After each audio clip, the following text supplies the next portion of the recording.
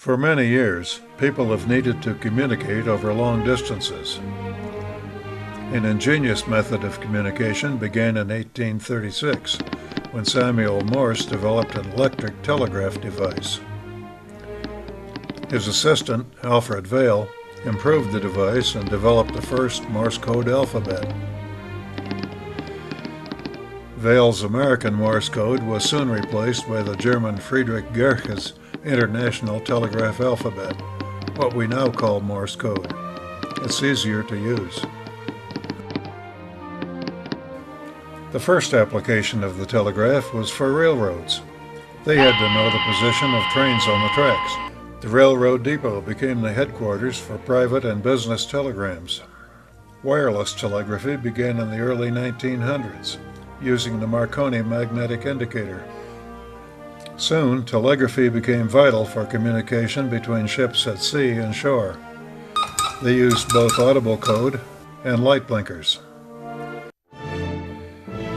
The RMS Titanic sent its last message on April 15, 1912. Military radio applications of Morse code soon became important, even throughout World War II, in the air, on the land, and at sea. Code transmission became much faster with the introduction of the Vibraplex semi-automatic bug.